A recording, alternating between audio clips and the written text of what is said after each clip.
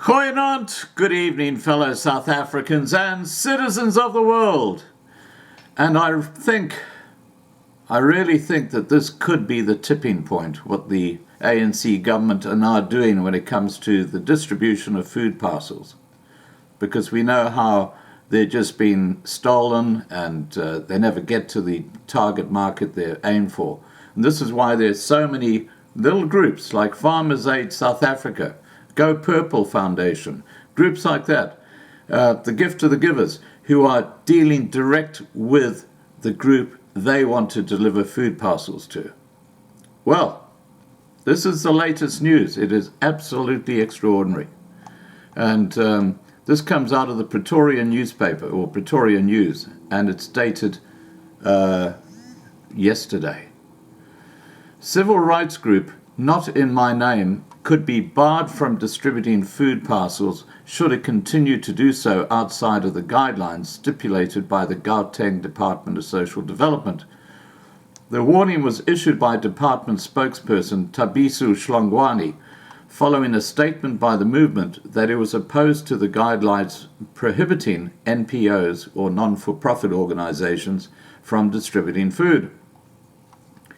In terms of the guidelines, all NPOs are expected to gather food parcels and hand them to the department, which would then coordinate the distribution to recipients.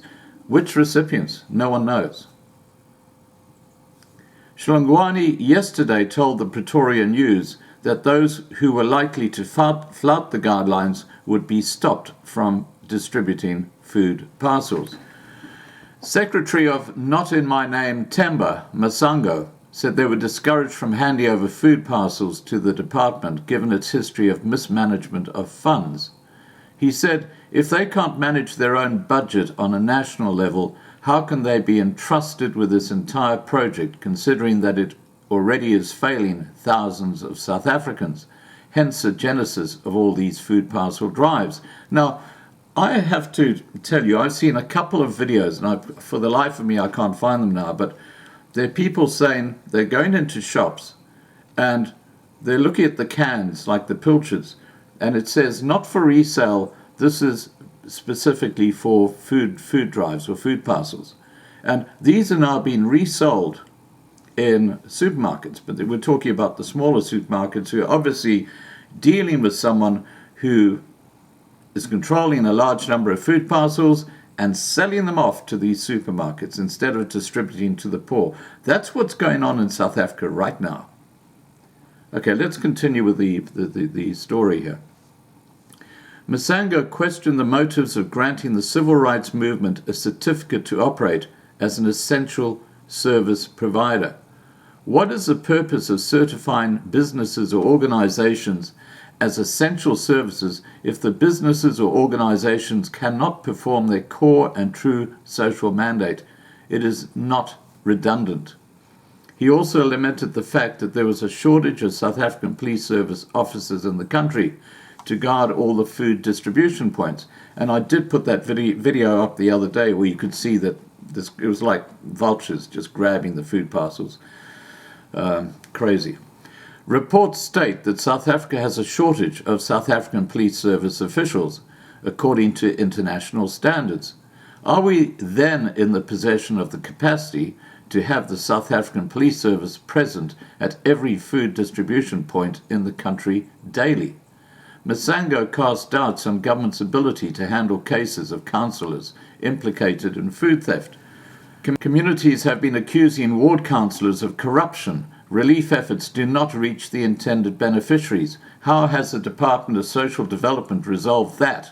And how will they ensure that donations delivered at their warehouse will not be subject to more corruption? Hlongwane refuted claims that social development had a history of mismanaging public funds.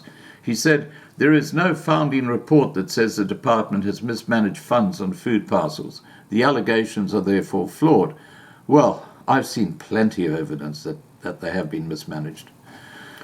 He said the department had a good track record and capacity of distributing food in the province, and there were at least 200,000 beneficiaries annually who were already receiving food parcels before the lockdown.